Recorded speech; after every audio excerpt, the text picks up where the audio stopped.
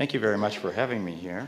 We will see if I do not know French, but these computers seem to know each other's language, no matter where they are. And I am amazed when that happens.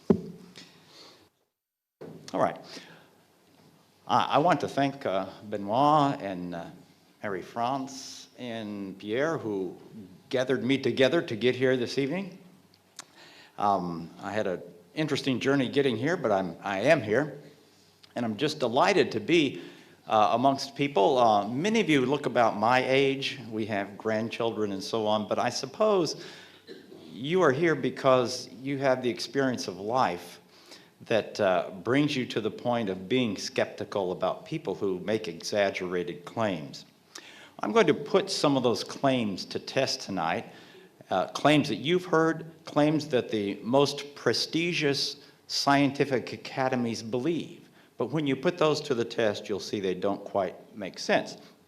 So when we're talking about climate change, what we're talking about is the influence of extra greenhouse gases that we put into the air to create energy. And in terms of scale, we want to know what is the impact on the climate of an extra 0.5 unit out of a system that exchanges units on the order of 100 or more. What does that extra 0.5 unit actually do? This is the most complicated slide I have tonight.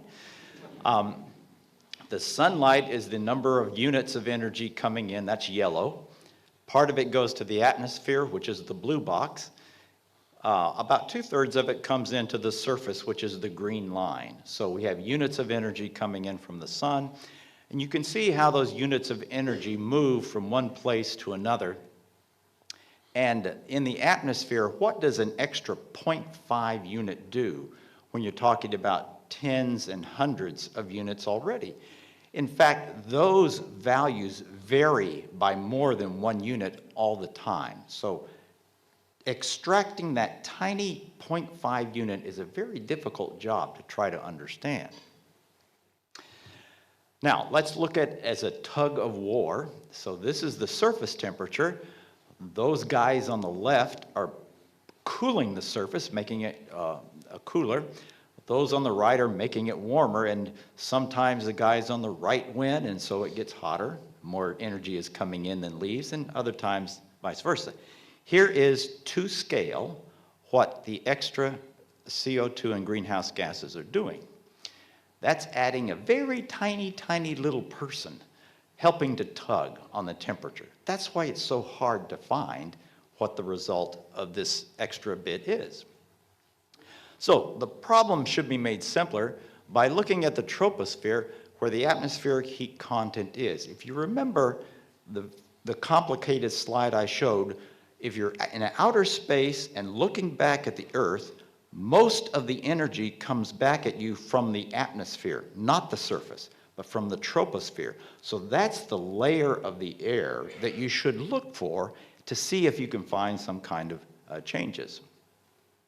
That's where the joules of energy are leaving the planet to go to outer space. In 1994, so that's 25 years ago, Dick McNider and I wanted to test the climate model trends. And at that time in 1994, there were only a couple of climate models, but they were showing a trend of temperature of 0.35 degrees C per decade. And we only had 15 years of satellite data, but we thought that was the best kind of data to use. What could we do?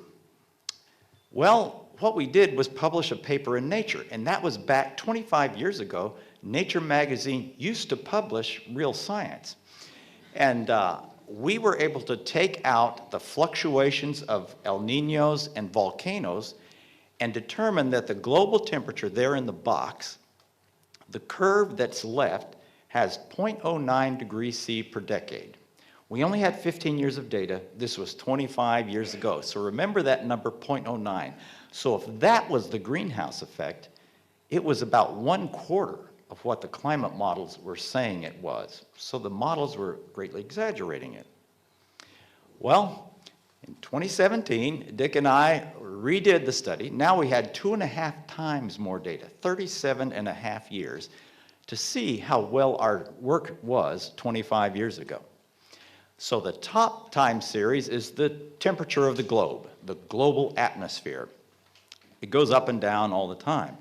That second line, the gray line, is the sea surface temperature effect. We might call it the El Nino effect. Take that out, you get the third line. In the third line, you see two big dips in temperature, and those were due to the volcanoes El Chichon and Mount Pinatubo. So we can extract those, determine their impact, and remove it, and at the bottom you end up with pretty much a straight line that's warming at 0.095 degrees C per decade. I want to know, back in the United States, I asked this question: how many climate scientists wrote a paper in 1994 and had it exactly verified, basically, in 25 years later? It doesn't happen in climate. The forecasts are always way, way off. But here, using data, we are able to show that that trend is only 0.095 degrees C per decade.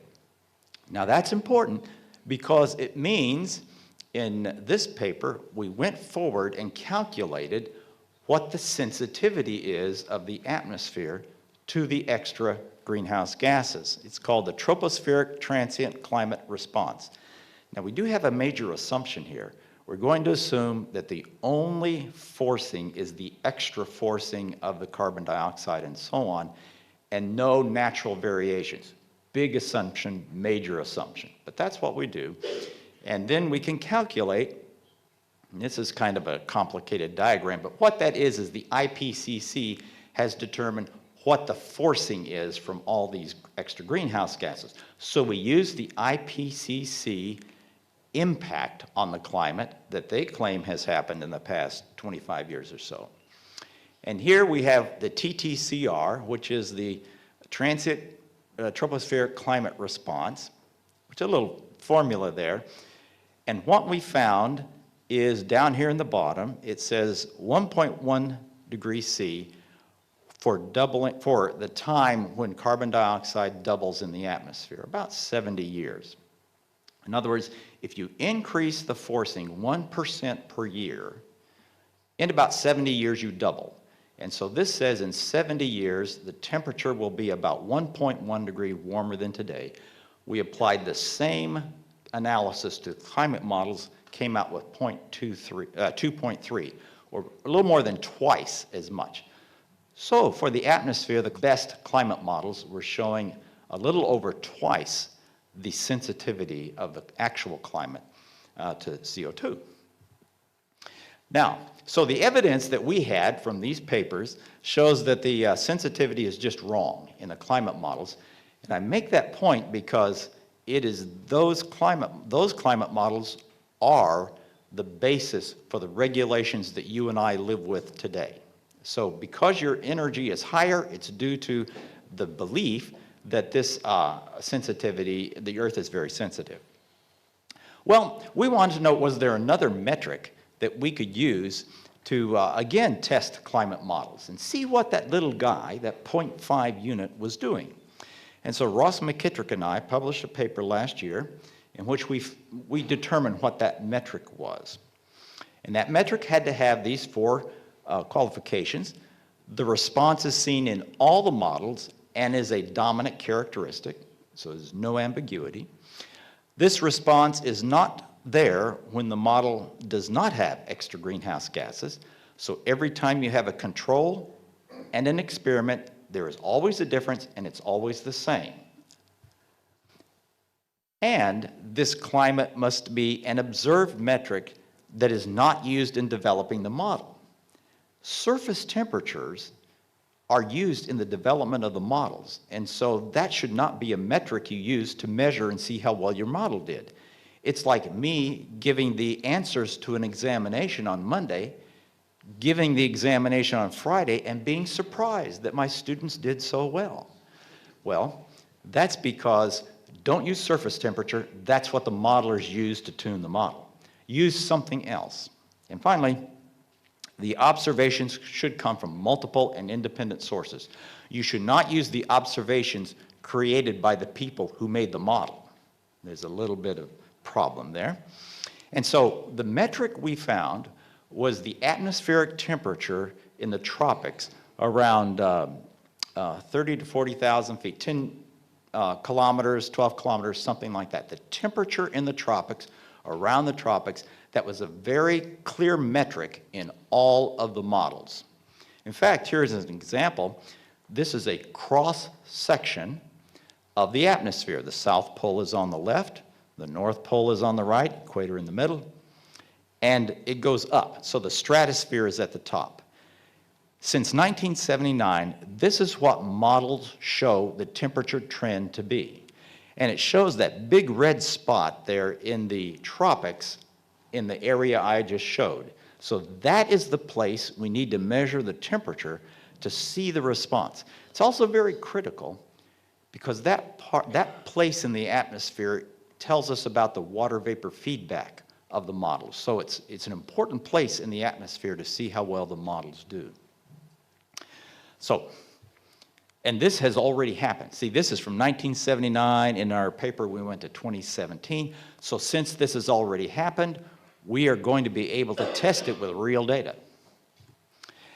And what should be happening? The climate models say there should be significant warming there. So this is a hypothesis, a claim that we can put to the test. So this is 102 climate model trends. From 1979 to 2017, they average about 44 hundredths degrees C per decade, and 102 of them. I might say something about that in a minute. When you look at the actual observations, they're down here, 1/3 of what the models show. So here we have a case where the models are 3 times too warm about what's happening in the world already. Now, if an engineer built an airplane and said it could fly 600 miles or 1,000 kilometers, and it only made it 300 kilometers, he doesn't say, well, I was only off by a factor of 3. A factor of 3 is huge when it comes to scientific clarity, and especially if you're going to make people pay a lot more for their energy based upon such a false claim that we put to the test and we falsified. This is what the spaghetti diagram shows with the various models going very warm. There's one model that was pretty close to reality, that purple model there, and that is the Russian model. And in the United States, especially in the White House right now, you don't mention Russian things at all. And so it's good enough to see that big red line is the average of the models going very hot when the real world is not. Using a deeper layer, the satellite temperatures that we generate in Huntsville, Alabama. This is a big year, by the way, in Huntsville. Huntsville is the space center for building giant rockets, and 50 years ago this year, the Saturn V rocket sent men to walk on the moon, and that rocket was built right there in our city. Anyway, so using the satellite data, we get the same answer, and we have verified the actual observations from 3 completely different types of networks: satellites, balloons, and so on. The models fail. Now, in classical science, in the science I was taught, and I'm sure the science you were taught, when you make a claim, when you make a hypothesis, and it fails, you reject your hypothesis and go back to the beginning and start again. That's the way I learned how to do science. In science today, when someone shows that your hypothesis fails, you just yell louder that it's right. Yell and yell and yell and drown out the person who says, wait, your hypothesis fails. Okay, latest models. These are the CMIP-6, the ones that are just coming out right now, and I've got about 11 or 12 here to look at. I don't see any improvement.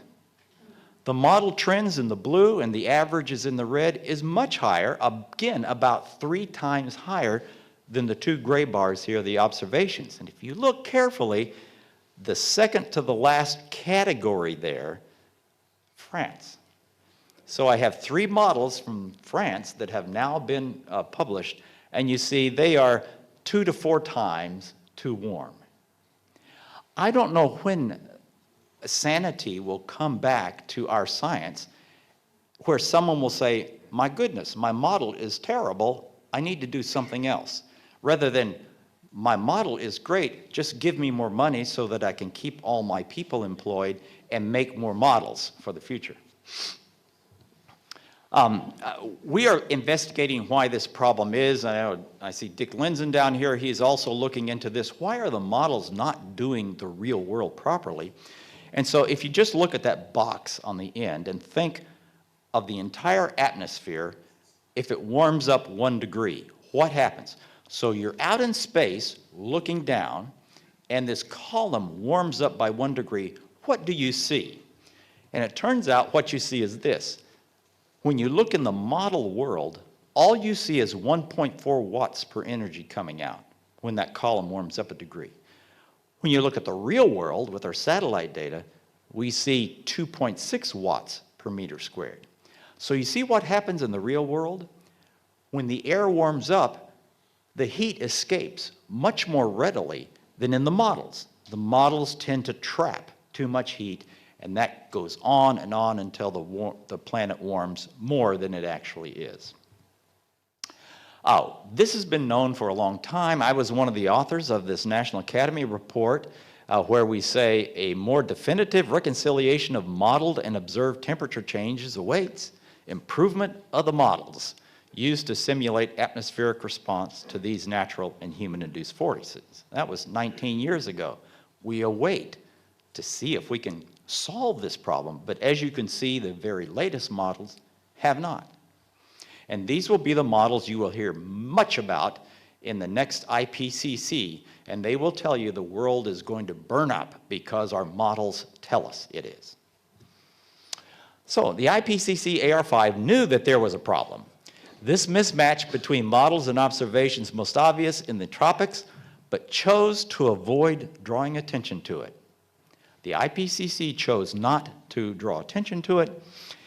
In my AR5 review, I pointed out this mismatch, indicating that the draft comments would never stand up in cross-examination.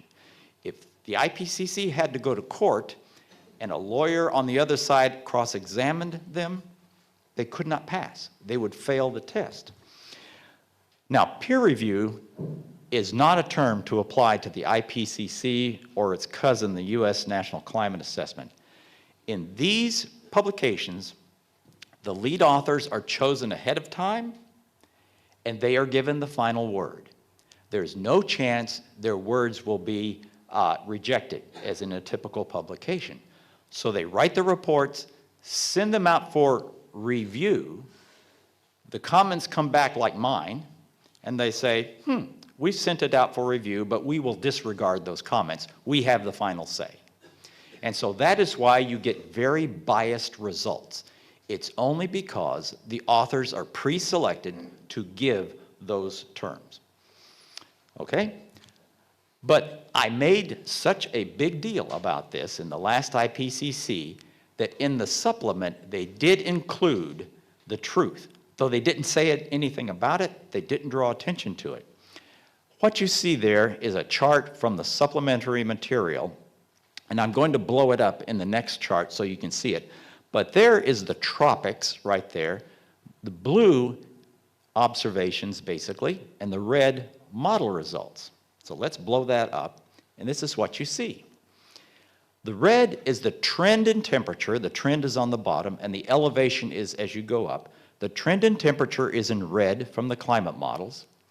If you look carefully at the white is what the observations show.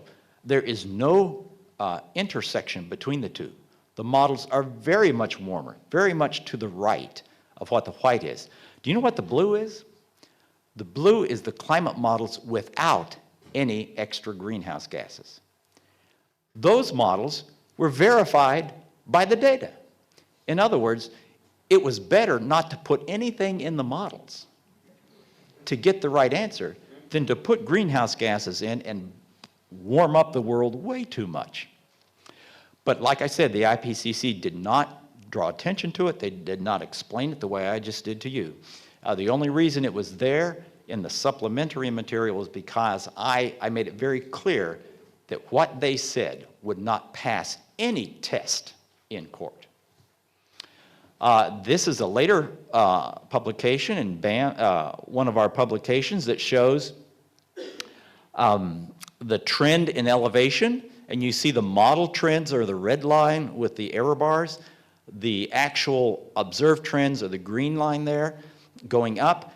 The box is that one layer of air I told you about that we looked at carefully between 30 and 40,000 feet. You can see that the models don't even intersect, even in their leftmost, in their coldest model, do not intersect with the observations. And that's published. So the rate of temperature increase in the tropical atmosphere, the rate of accumulation of joules of energy, is significantly less than that depicted in the CMIP 5 climate models. Will the IPCC AR6, the new one, investigate this long-running mismatch between the climate system models and the climate system of the real world? Will they become honest and investigate it and ask for it? Here's my prediction. I don't make predictions, but here is one. Past responses have been that the problem is one, oh, the observations must be bad, our models are right. Or two, well, the models didn't have the right forcing. But it's never three. Our models fail the hypothesis test. Though that is what the evidence shows, they will not say that. Now, you hear a lot about tornadoes and drought and floods and fires and hurricanes and so on. As scientists, you know, we measure things, so we count all of these. We monitor them over decades, so we know about them. If you go to tornadoes, United States has more tornadoes than anyone. We actually had the fewest tornadoes of our history recorded just this past year. The trend is actually downward. Hurricane, I like this metric. It's hurricane days, tropical storm days, and major hurricane days. But it gives you the idea of how much time is being used by these hurricanes in processing that energy. And you see there's no trend at all in those. Here is one. We are told we are having record high temperatures all the time. This is a time series since 1895 of the number of daily records in the United States stations over time. It turns out, I don't see an upward trend. We are not having record high temperatures in our cities where our weather stations are. In fact, the top 15 years with the most record high temperatures of the top 16 occurred prior to 1955. Droughts, this is global drought since 1950.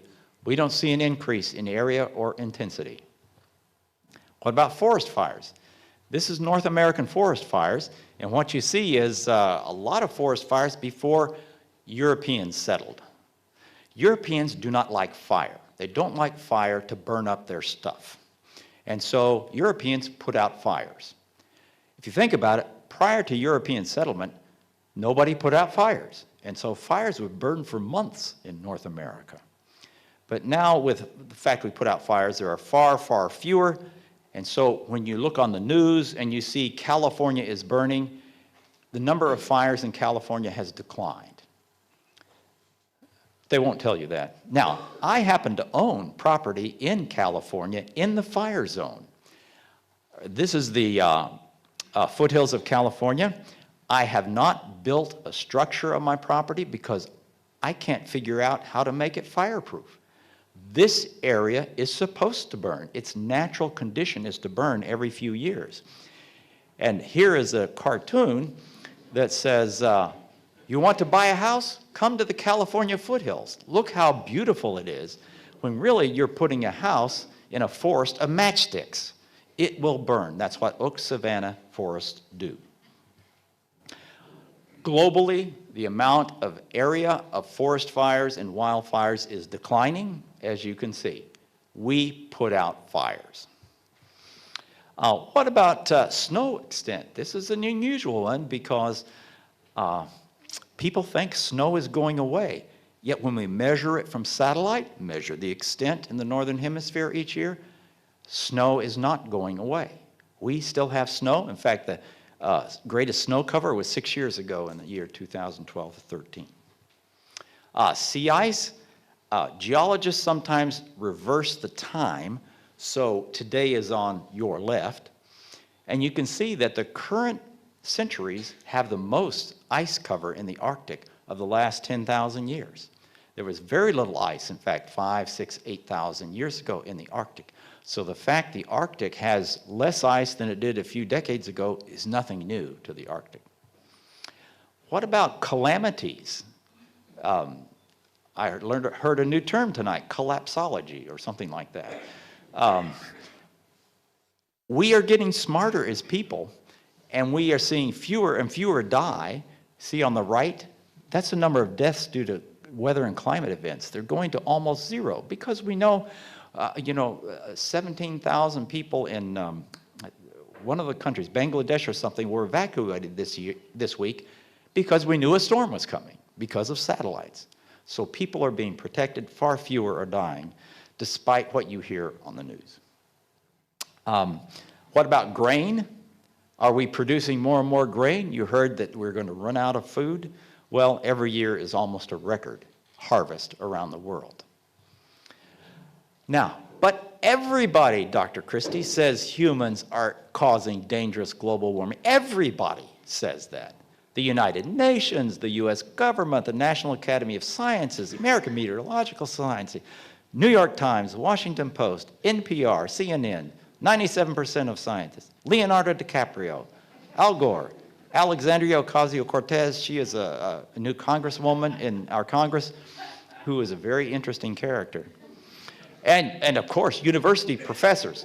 Now, I want you to put your credibility scale on that. Who do you think is the smartest in that list? I don't know.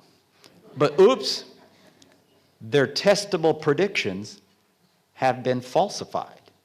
We have just looked at the evidence to show that their predictions have been falsified. Yet, they get all the news coverage, obviously. These are called arguments from authority and arguments from consensus, but they are not arguments from science. People ask me, well, how can you go against the National Academy of Sciences of the United States, the most esteemed body we have? And I tell them, I did something none of those people on that panel did. I went to the archives of the computer models and I downloaded 102 model runs by myself on nights and weekends over several months.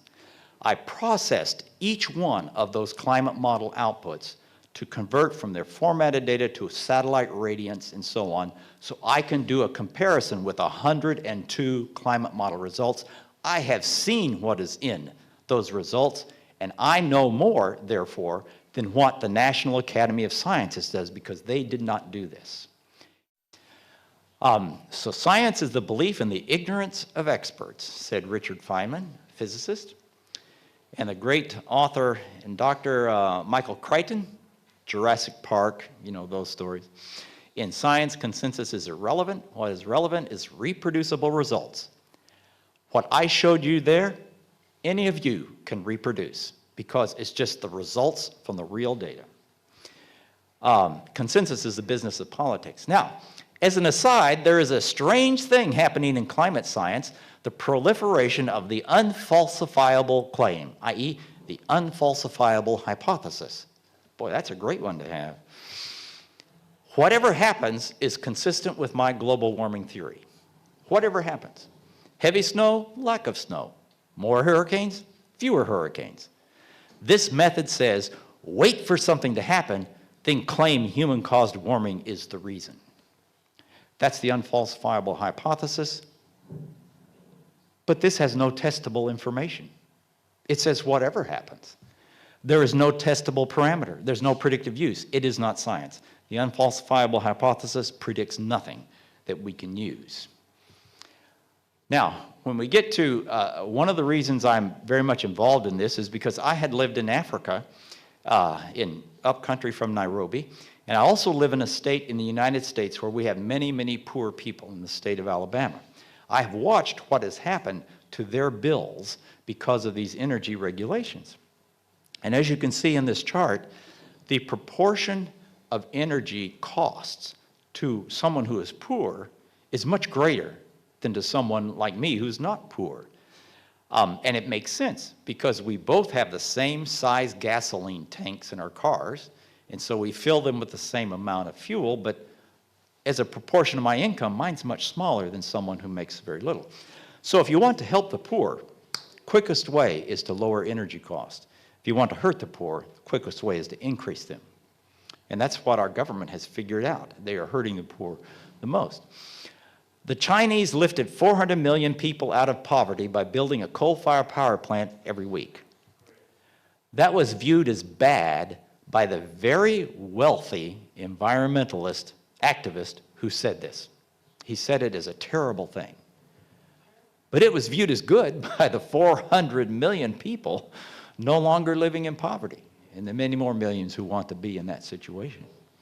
So morality is a question to consider here. Is it good or bad to enhance and extend human life? Are there extra emissions from carbon-based energy good or bad, based upon what they have done to extend human life? Is it good or bad for the rest of the world to aspire to a higher standard of living, say about 1/3 that of an American? Is it okay to let them do that? Well, as you know, the amount of carbon being used in the world today keeps growing up, so the bottom 3 big wedges are carbon, then you have nuclear and hydro, and the little tiny wedges at the top are the so-called renewables. Our carbon dioxide emissions are increasing because, as I say up there, the evidence from actual data, the drive to live a longer and better life is preferable to succumbing to the constraints of environmental virtue. People want to live better, they want to live longer, and they are going to burn carbon to do it because today that is the least affordable path to affluence, to better health, and so on. And that's going to be the case for the future. As you see, countries have already said they're not going to really cut their carbon emissions, like folks have said. Here's a question I had to answer for Congress and also in court is, well, what would happen if the United States followed a regulation limiting carbon use? So I said, I will make it easy. Let's completely eliminate the United States. No people, no cars, no industry, nothing. Just poof, the United States is gone. And you could see using a climate model, the effect is very small because we are not emitting that much anymore, and we're not sure about what the effect of carbon dioxide is on the climate. But anyway, that's the irony there, is the most draconian thing you can imagine. If we were to do that, it would have essentially no impact on the climate. The average American, and I think this is true for the average Frenchman, I think there is a lot of common sense in France. I don't see it in the newspapers or the news, but I think I see it among the people, that the average American and Frenchman is smarter than you think. They recognize it when an elitist is exaggerating a story, the end result of which is to deny this average guy some aspect of life he or she wants and needs, while the elitist maintains a luxurious lifestyle. The average American is rightly skeptical of environmental claims given the track record of doomsayers since the first Earth Day in 1970. I remember the first Earth Day in 1970. I was a college student, and craziest things were happening that day as these people thought they were saving the planet.